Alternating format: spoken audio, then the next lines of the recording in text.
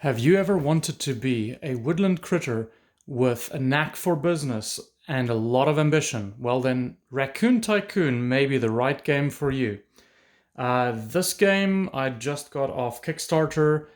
This was about $69 for the furry couple pledge.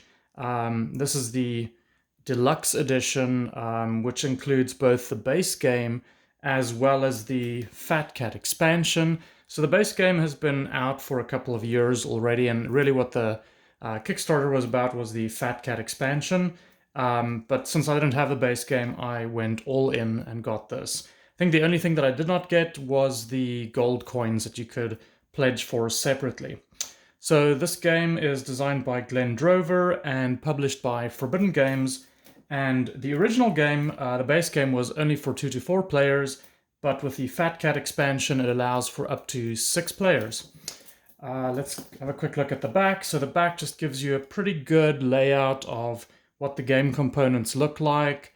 There's like the commodity board, the different types of town cards, the railroad cards, as well as the buildings that you can purchase. Let's have a look what's inside. Oh, hang on. So the playtime is about 60 to 90 minutes. Complexity about medium with a little bit of strategy in there. And ages 14 and up is recommended. Okay, this box is quite heavy, so I expect that with the deluxe edition the components will be pretty nice. Okay. That came off easily.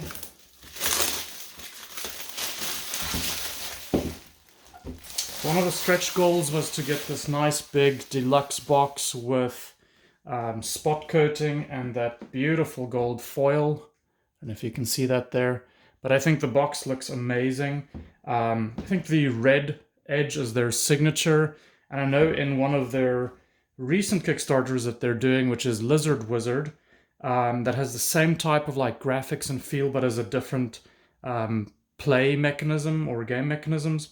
They're actually not doing the red edge because it doesn't work with like the darker feel of the game. So that's actually interesting that they're moving away from their signature. Let's get this opened up. Okay. So, putting that aside, we have the original handbook or rule book. So this is for the base game. Has a little components overview, setup, all right, game rounds. Actually, not too much. I mean, we're already at the credits, and that's only 12 pages. So the game rules are pretty tight, compact. I think this would be easy to learn. Here's the Fat Cat expansion. So I believe with the expansion they added new town cards, new types of buildings. The buildings give you different and new scoring opportunities for endgame victory points. They also added additional railroad cards because they're adding essentially 2 players to the base game for the player count, so that there's more opportunity for people to collect those sets of the railroads. Additional town cards also for the higher player count. And then here are the new types of buildings.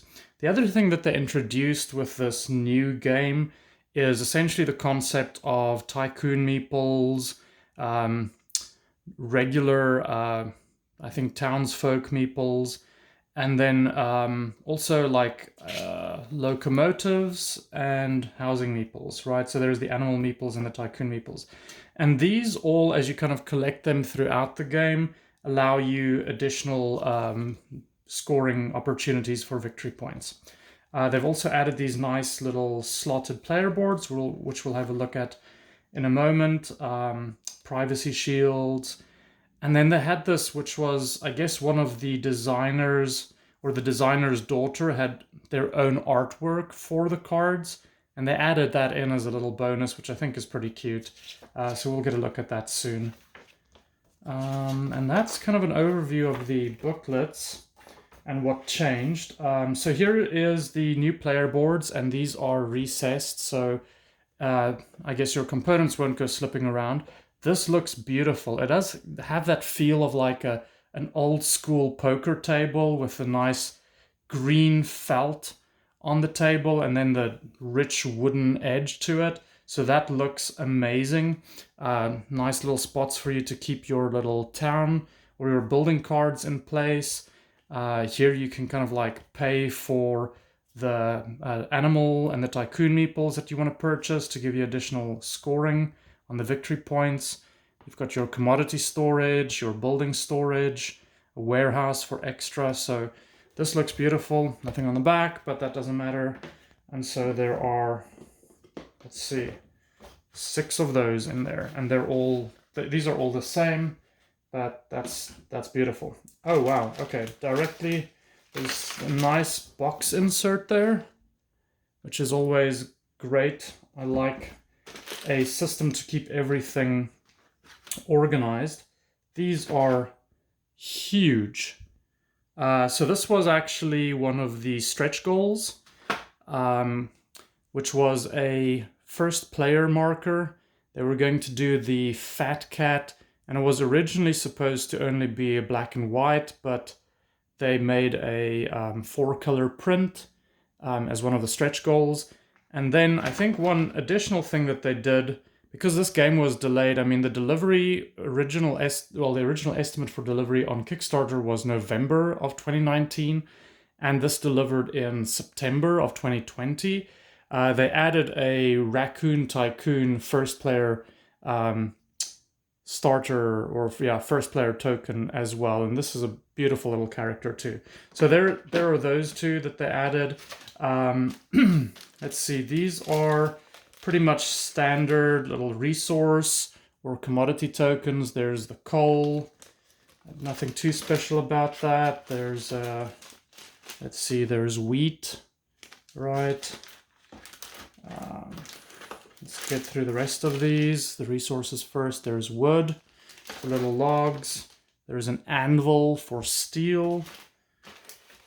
These they could have probably done a little bit more with. This is, I think, supposed to be brick, but they just look like big red wooden cubes, so not too much there.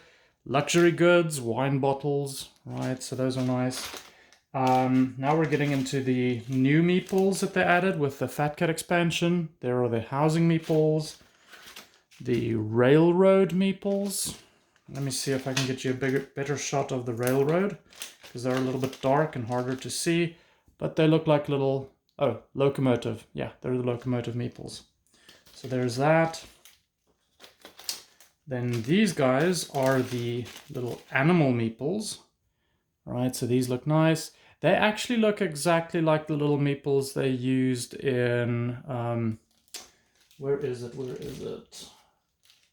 Everdell, yeah. And I think in one of the Everdell expansions they have a little meeple like this. So I guess they're using the same die to cut those. And then these are the Tycoon meeples, and I think these are also in Everdell. Fancy that. I guess if you lose one, you could maybe replace them with one of these.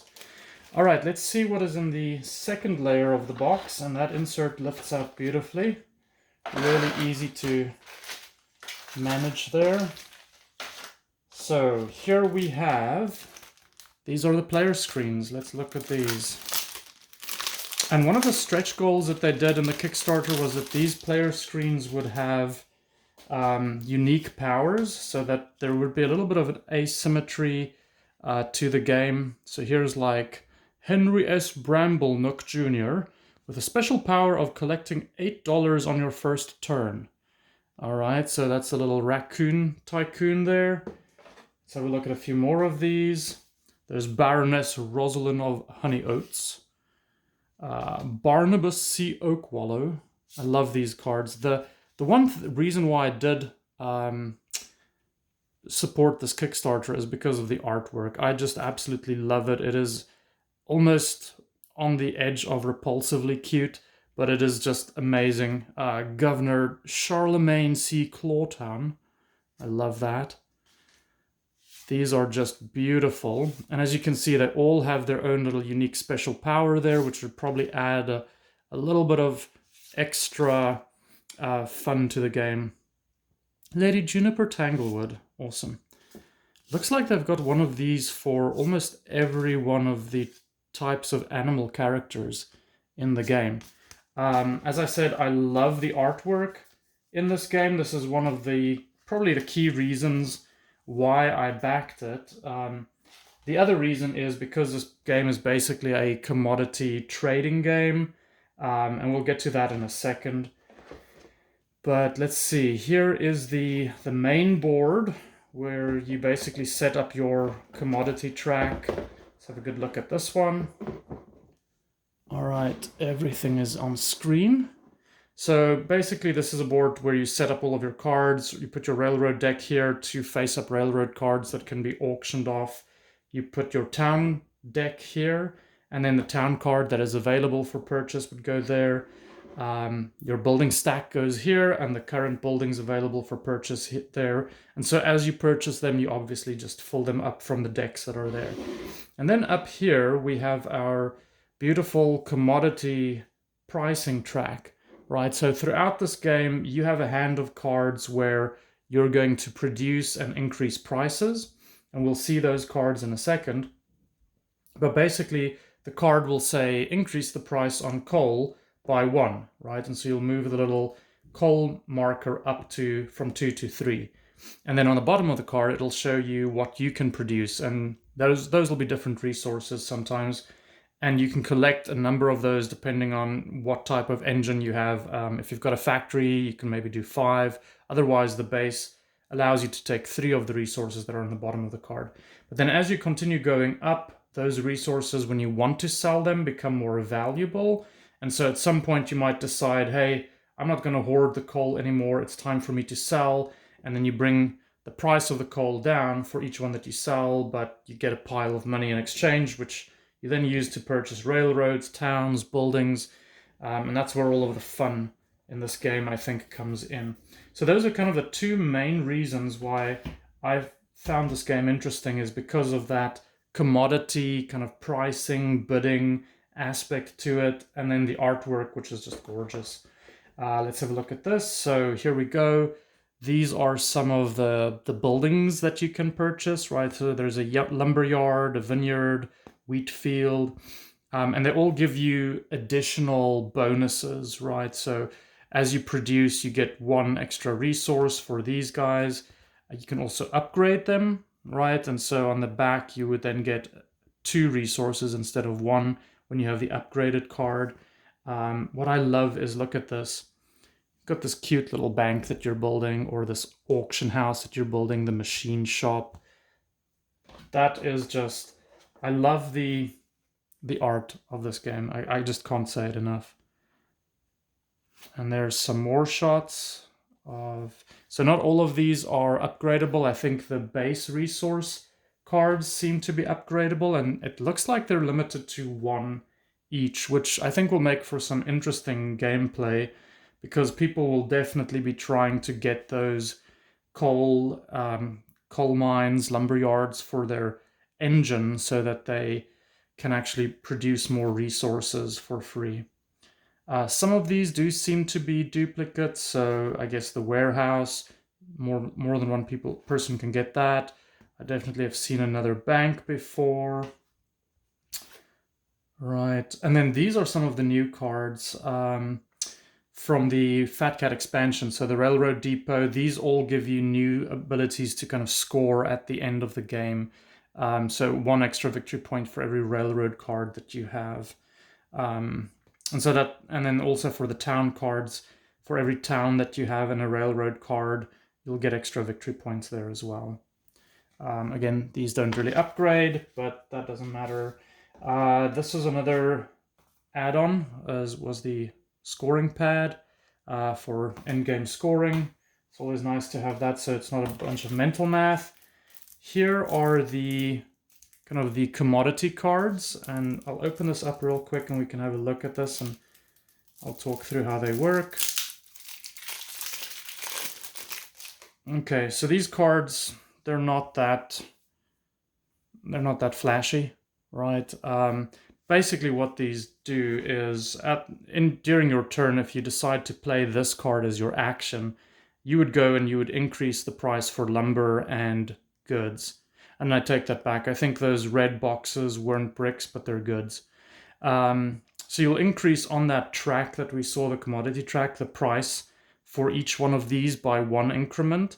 And then from the bottom, you get to choose, depending on your production capability, at least 3 of these to produce and put into your own resource stash, right? So as you can see, there's limited overlap on this card between what you've increased the price on and what you can produce. If you've increased the price on wood, you might want to take a wood because it's going to be worth more in future.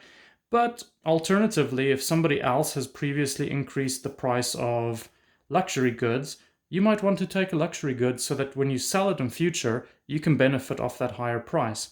So there's a lot of decision making in this part of the game, and I think this is kind of like the core mechanic to it, is that constant like commodity price adjustment, pushing your luck to see when you want to actually sell. And I mean, you could also end up in a position where you've collected one commodity thinking that you're going to be the one person to sell it, and then another player comes in the turn right before you and does the exact same thing and drops the price of that commodity, and you don't gain as much from it at that point. All right, so there are those cards. I love this aspect of this. Let's see. Interesting. I didn't see this in the overview, but apparently there are these additional mission cards, which are apparently secret missions, probably. This one is, if you have the most money at the end of the game, you get extra victory points, most railroads, most buildings. All right, so there are coal barons, goods barons, luxuries, mission rules, right? So you deal 2 mission cards to each player, select one and place it face down, discard the other. Okay, so I didn't know these existed, but that's great. Always fun to have these additional sneaky end of game victory point changers, game changers to keep everyone on their toes. Let's have a quick look at this. So these seem to be the railroad cards that were the card designs by the designer's 9-year-old daughter, I think. These are very cute. From a like kids design perspective, I find these actually quite interesting. I mean, that raccoon is just hilarious.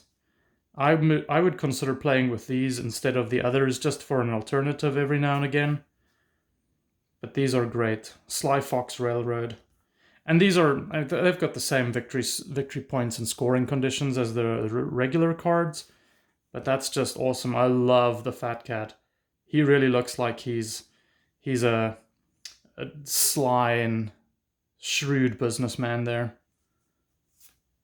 Oh, she does look very, very nice and sweet, and probably not the kind of business lady that would do you in. All right, so these are beautiful. I think we've gone through all of the designs there. Seems like those are then just top dog. Oh, and then they've got the town cards as well, apparently. Although these are very... I probably wouldn't play with these. They look a little bit too standard. So here are the expansion railroad cards. The Jackrabbit, right, with 2 different types of jackrabbits on it. And then the Badger Baron, which you can play as a wild card for any of the railroads. And now additional town cards, Homestead Swamp, Healy Patch. So they didn't add too much with this, but again, I think this is just to add the ability to add 2 more players to your player count. I'll put that aside. Here is the base game deck for Raccoon Tycoon. And again, this is really just going to be those original railroad cards. All right, so you've got the titular Raccoon Tycoon there. And then the Lady Raccoon with her little violin. I don't know if that's a human-sized violin or if that's a cello. I guess could be either. Top Dog, right. It looks like for a lot of these, the victory point scoring is... Oh, they're not the same. So they're slightly different, which I guess makes sense because their cost is different to Big Bear Railroad, right? So there are a bunch of these. There's the Fat Cat from the expansion, Sly Fox, that's beautiful, Skunk Works, and then we get into the towns, right? So this is almost at the end here. Let's see, so we've got like Beaverford, Blackfriar. These are beautiful, and unfortunately the whole image doesn't come through as well in the lighting that I have here, but I think you get a sense of like what this looks like. It does give you that feel of this mystical critter world in the wild that we don't see, but that exists just beyond our peripheral vision.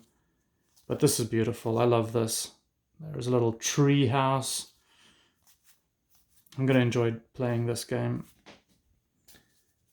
And last but not least, it looks very much like Monopoly money. I don't know if we need to go through that. They're tightly packed. I'm not going to get them out of there that easily. But I will say one thing, and this is one thing that a lot of people have mentioned in comments. The quality of this is great. These are not paper. They're actually like some kind of coated plastic almost. So they're not going to tear as easily, right? That's one thing for certain. As Monopoly money. Monopoly money tears really easily. But they're going to move really nicely. They're not going to stick to each other as much. So this is, I think, a really nice upgrade or feel to it. 100, 1, okay. And then again, box insert that takes care of everything. Well, that is the full overview of the Raccoon Tycoon Deluxe Edition with the Fat Cat expansion. I hope you enjoyed this video. If you have any questions, leave it in the comment section. If you enjoyed the video, please consider liking it and subscribing to my channel so that I can continue making more content like this. Thank you very much, and I hope you have a great day. Goodbye.